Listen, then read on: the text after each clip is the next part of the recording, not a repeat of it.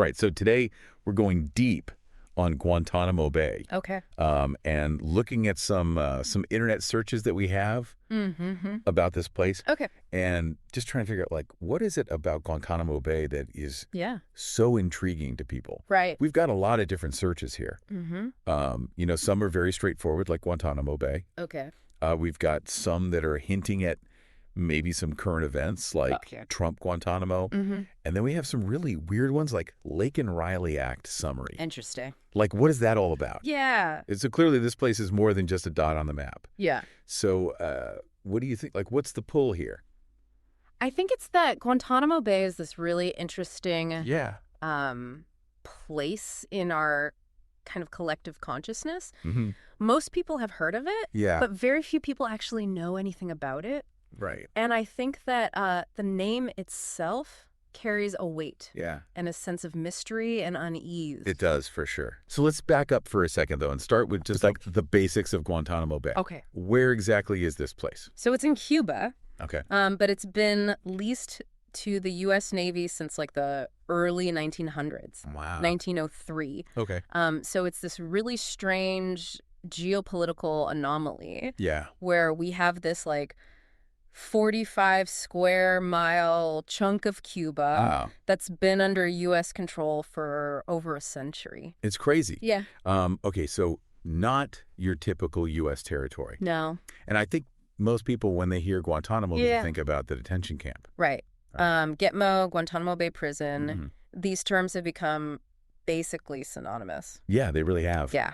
But we're seeing from these searches that it's more than that. More than that, yeah. Like there's Guantanamo is also a functioning naval base. Right. And Guantanamo Bay Naval Base has been around longer than the detention camp. Oh, wow. Okay, interesting. Yeah. So speaking of the detention camp, we've got some searches here that are tying Trump and Guantanamo together. Okay.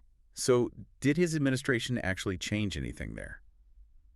That's a good question. Yeah. I remember there was a lot of talk. Right. Trump, he promised to load it up with bad dudes. Right.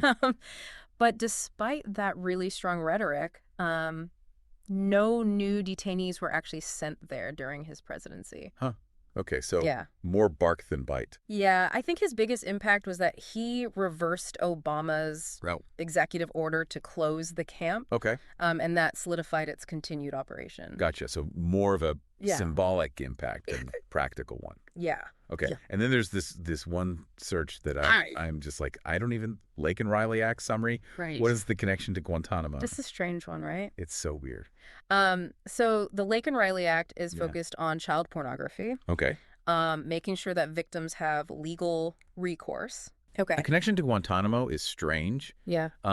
But I think it probably stems from legal challenges that were brought forth on behalf of detainees who were minors when they were captured and sent to Guantanamo. Oh, wow. Yeah. That's a whole other... It's a whole other... Can of worms. Can of worms. Yeah. Okay. So we've also got some searches for DHS. Right. Department of Homeland Security. Yeah. What's their role in all of this? So DHS is mostly involved in immigration and border security. Okay. I think in the context of Guantanamo, they're involved because they oversee the transfer of detainees who've been cleared for release to other countries. Oh, okay. So they manage that whole process. Exactly. Yeah. Okay. So we've covered like the where, the what, the who. Right. But let's get to like the heart of the matter here. Yeah. Like what makes Guantanamo such a controversial and ethically charged issue? I mean, Guantanamo has become kind of this focal point in discussions about human rights, due process, the line between national security and individual liberties, the indefinite detention of prisoners without trial, the use of controversial interrogation methods, the legal limbo that a lot of detainees face. All of these things have drawn really sharp criticism from human rights organizations. Of course. Yeah. Yeah. It's like Guantanamo forces us to confront these really uncomfortable questions about how we balance security with human rights. Exactly. Especially in the context of, the war on terror. Like, it's easy to say we stand for freedom and justice. Yeah. But then when you get into these situations, it's like, are we really? It tests those principles, yeah. It really does, yeah. And we can't ignore the global impact either. Yeah. Absolutely not. I mean, Guantanamo has become, in a lot of ways, a symbol of American power. Yeah. And its potential for overreach. Right. It's been used as a recruiting tool by extremist groups and continues to fuel anti-American sentiment. Yeah, around the world. It's really become this lightning rod for all of these issues. It really is. It's amazing how this one place, Guantanamo, has become shorthand for such complex and weighty issues. It's the power of place names, right? They become loaded with meaning. They carry the weight of history, trauma, political baggage. Guantanamo is more than just a location. It's this symbol. It's a lightning rod for all of these debates about, you know, some of the most challenging issues. Totally. So now that we've gone on this deep dive with us, what do you think about Guantanamo Bay? Is it a necessary evil? Is it a regrettable chapter in history? Is it something else entirely? Keep exploring, keep questioning, and most importantly, form your own conclusions. Exactly. All right. That's it for our deep dive on Guantanamo Bay. Thanks for listening, and we'll see you next time. See ya. Bye. Today is your lucky day. Today is the day that our $3 website works for you, paying you directly to your PayPal daily. Imagine $3 ongoing continuous payments to your PayPal account. Imagine falling asleep and waking up to $300 in your PayPal account. How would this make you feel? How could this help you?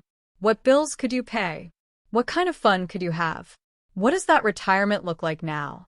All for a one-time payment of $3. This website is DFY done for you, fully built and completely hosted, and never stops collecting payments for you.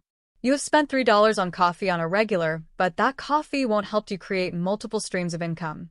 Click the link below.